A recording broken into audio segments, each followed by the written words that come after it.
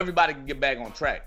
Yeah, man. One human life is worth more than all the money in the world. I mean, I firmly believe that. I feel you on that 100%. Yeah, because that human life is your mom, your wife, your kid. Mm-hmm. You know what I'm saying? Like, look at the person that's next to you and feel their pulse, and you tell me how much money their life is worth. You dig what I'm saying? So like, and all these protesters because that one of their kids ain't fucking died. One of their fucking kids died, but that protester won't be out there protesting no more. I bet they won't be out there protesting. They're not gonna be out there doing none of that shit. Yeah. Man, but that's the ignorance. That's the ignorance. Ignorance is always gonna find a way to rise to the prominence for a little while. Show his ugly ass face. Yep, mice always find ways to steal. So anyway, we gonna keep it moving from that shit, man. I ain't really got a whole lot this week because I don't know if y'all been paying attention. Ain't a whole lot of shit going on. There's some movies getting pushed back. Trolls came out. I did hear a review about Trolls, so since I haven't had a chance to really talk about movies lately, I'll run through the review that I heard. I didn't watch it. I think it's rated PG, so that might entice me. Maybe there's a cuss word or maybe some cleavage or something to keep me interested. Can I ask you something? Animated cleavage, huh? Is there 2 troll movies or just one? This is the second one. It's a sequel to the first one. Do you remember what this one was called? Nope. I think it's called The Enchanted Tour. Yeah, facts. This is Trolls World Tour. So all right. So I saw it. Okay, go ahead, rap. All right. So you saw it, so you can tell me something about it real quick after I tell you what I heard about it. But the historic thing of it is they decided instead of pushing back their theater release to just drop it straight to streaming. Okay. So it went straight to Vudu and Netflix. So for those that have go to move there, it just skipped it instead of pushing back like a lot of studios are doing. So it stars Justin Timberlake. I think it's got a few other artists in there. Anderson .Paak, I heard, was a part of it as well. I think Kelly Clarkson. So apparently this movie Trolls is a musical history lesson for kids. Like, it goes back through and talks about rock and different hits back in the past, but then someone tells me they speak about cultural appropriation, like stealing from one piece of music to influence other ones, and I'm like, yo, every fucking kid needs to see this. If that's what it's about, every kid needs to see it. I don't know if I can sit down long enough to watch it my damn self. I might smoke a fatty and throw it on in the background and see what happens. But what did you think about it, LuchoSpeax? So that's what I did. I smoked a fatty and then I watched it with my son. So I will tell you this. Yes, it does. So it does talk about all these different types of music, and it does talk about how one music in particular, was using other genres of music to make that kind of music. Like, it was stolen. We talk about hip hop and jazz and even just the original rock back in the day, blues and all that. That came from a lot of urban African-American, lower income, yes, artists. And so it does kind of touch on the fact it doesn't use race as much, I guess, to touch on it, but it does use the music itself to touch on it. And once again, I was smoked out watching it go, but it does hit all those aspects. I honestly was entertained. I thought it was a real good movie. Yeah. The music, they're playing all kinds of shit. So it was pretty cool, man. It was funny. Yeah. There was a lot of good parts to it. I liked it. Did you see the first one? I should watch it again. But all in all, I thought it was pretty cool.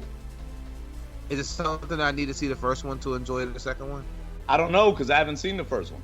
All right, well, then there you go. You just answered the question. Secondly, I like that they kept the racial aspect out of it. It's a movie for kids. You just want to enjoy it. You don't want to do all that. Right. So, yeah, man, that sounds good. I like it. I like the sound of that. I'm about to check that out. Trolls World Tour. So, Trolls World Tour gets an endorsement from the ChildsPlay Podcast. If you got young ones, or if you don't have anything to watch, and you like to watch a little bit of animation every now and then, check out Trolls World Tour. And it's pretty cool because they're playing music from, if you're our age, some of the 80s shit. obviously 90s shit. So, I mean, it was good, man. It was entertaining. That's what I'm going to say. So, definitely, man, check it out. And it's good for those that don't know anything about music history. Know a little something about music history. What's perfectly segments into the next thing I'm going to talk about. About 3 or 4 episodes ago, we spotlighted an artist, Chris Ray, local content creator in the DMV area, and we interviewed him. And I see Chris Ray off, and he hangs around the station a lot. He's really hungry. He's making moves. He's meeting people, doing the things that need to be done. And we had a conversation about just his journey into where he's trying to get to. And LuchoSpeax, have you met anybody that ever wanted to be a rapper, or like, I don't know, let's go all the way back to your high school days or just after high school days? Yeah, myself. Yeah, really, I never heard that breaking fucking news. This is America. Growing up in my time frame, everybody wanted to be a rapper. Who the fuck didn't want to be a rapper? You know what I'm saying? Everybody wanted to be a rapper. And see, I didn't even prep you for that question because I knew the answer already. And generally, the problem with 90% of the rappers are they don't know how to get A to Z. They can't get from A to B. You know what I'm saying? Like, that's usually the case. Talented or not, they don't know how to put together all the things that need to be done in order to get through that place. So, since we didn't have any current events to talk about this week, look at that, Captain Morgan. Hey, I'm sipping on something too. Thank you. Please pay attention. If I didn't have this shitty ass camera, you guys would be able to see what I'm sipping on right now. Me and LuchoSpeax are working on that. But feel free to jump on my Twitter, and I'll gladly DM you my Cash App if you want to donate to the ChildsPlay Podcast. Please donate. Please donate. We will the money will go directly to improvements for you. I was talking to Chris Ray, so I said Chris Ray told me, man, you should break down. Like, he said I have a lot of knowledge about this thing, so I should start to break it down. Are there certain artists that are trying to get their career started, and you want to start to monetize your talents? Maybe I can give you the springboard to get yourself started. So let's talk about it a little bit, LuchoSpeax, and you can listen and chime in. If you hear anything you want to say, just jump the fuck right in there. Just be rude and just butt your ass in there and start fucking talking. Got you. All right. And I'm going to keep this short, but I do want to give some people some tips and some pointers. I'm currently a DJ. At one point in time, I was a music producer. I am also a certified audio engineer. So I've done everything from rapping to being the DJ that plays the music from the rap for the rappers, to being the person who plugs up the amps for the microphones for the rappers. You know what I'm saying? So you do everything. I've done a little bit of everything when it comes to entertainment. I've got a long journey, and I met a lot of people. So one of the main things I noticed with artists, a lot of them aren't artists. And that's the first thing that you have to qualify before you start trying to go on this journey to become an entertainer. You see rappers like DaBaby, you see rappers like I'm trying to think of other people like NBA Youngboy, other people that you look up to and you want to be like. Well, you gotta understand the journey and what it takes to be there. The first thing that you need to understand is it's about being an artist. If you're a painter, guess what you do when paint is around? Lucho, do you know what you do when paint is around if you're a painter? You motherfucking paint, right? You paint. If you're a mechanic at heart and you love cars, what do you do when someone leaves you in a shop with parts and tools? You fucking fix cars. I'm figuring it out. If anything that you like to do, you don't have to be fucking asked to do that shit. You dig what I'm saying? Like, if you like playing basketball, if there's a court and a sunny day and a ball and some tennis shoes, you gonna go hoop. Like, so that's the first thing that needs to be a part of your life. If you gotta force yourself, smoke 15 blunts, get drunk and shit, do all these things just to get yourself in the mood to rap, that ain't for you. That ain't for you. That ain't for you, bro. You can do it for a hobby, you can do it for fun, you can do it for maybe street clout, whatever you want to do. You can rock out like that, but you're not gonna make it very far. Because the first thing I tell any rappers that I've represented before was, if you want to be a rapper, your favorite thing needs to be to rap. Yeah. You gotta love to do it, right? You gotta get up every morning and not worry about, well, am I going to get some bud today or am I going to do this? The first thing you think about is, damn, I want to go ahead and flow. I want to get in the studio. I want to write some lyrics, whatever it is. Yeah, you're right, man. You got to want to love to do that. So if you don't want to love to do that, child, you're way behind. You're way behind. And see, the reason why I say that because is the guys that are on, they love that shit.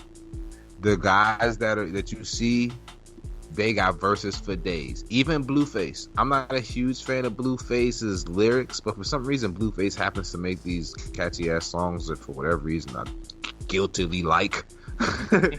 But I promise you, Blueface got more verses and more unreleased songs than 90% of your cousins and your brothers and sisters or whatever that rap. I promise you he do. They are literally doing this shit, and some of that is just a product of luck.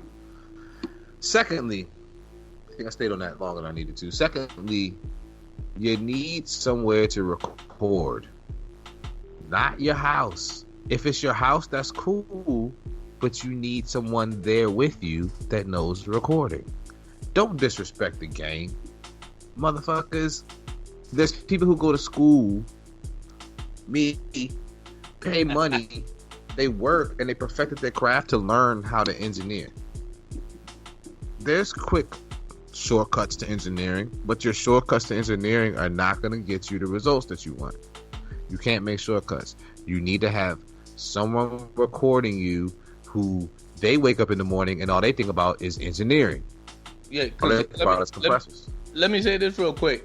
When we started our podcast, the one thing I think both of us understood was that if we sound like shit, if your audio ain't right, if this ain't right, if that ain't right, it really doesn't make for a great show. I don't care how entertaining you think you are or how entertaining the subjects are.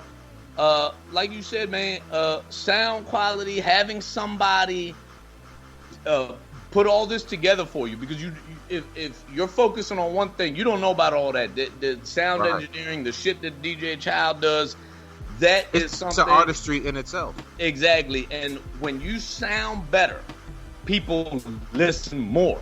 When you sound fucked up, muffled, and because you don't know the fuck you're doing with the sound shit, that, man, you might be spitting some good shit, but nobody's really listening because they're like, it don't sound right. So yeah, I'm another one, dog. You right. You could actually take a shortcut. This is a shortcut that no one seems to use, but you could take this shortcut if you got bread, right? Because I know it's a lot of dudes out here that rap and they got talent and they backed by dudes that do this, they backed by dudes that do that. If you got bread and you take your artist to a quality studio, just open up the credits to a top 20 artist, a top 20 rap artist, pick the top 15, maybe top 10, and look at what studio they recorded in and go there. Call them up, pay your money to fly out there, go record your shit out there. Pay for the whole package that they offer. You can put a mediocre project out and it will get way more buzz, literally because you're paying for your sound quality, just like LuchoSpeax was just saying. Sound quality is everything, bro. Sound quality is fucking everything, bro. Next. You gotta have a plan. Just a basic plan at the minimum. Like, you just gotta have, after you finish recording music should be like the first step. A lot of guys spend their whole time looking for a studio, trying to find a good beat, trying to find this, trying to find that. All that shit don't matter. Get your ass on a beat from YouTube. Get your ass on whatever beat you can find, an instrumental, whatever, and start fucking rocking out. Let me tell you something about when you're talented and when you got work ethic. Having a problem like someone trying to sue you because you use their beat, that's a good problem to have, because that means you have a buzz. Some of y'all motherfuckers out here can rap over a Drake beat if you want to, and you're not going to get sued because you're only going to have 100 views on your YouTube channel. If you got buzz enough to get sued, that's a good thing. You can take your lawsuit and turn that into more clout. Anyway, my point being is have some sort of a plan. We're gonna wrap this segment up. I think that might be even be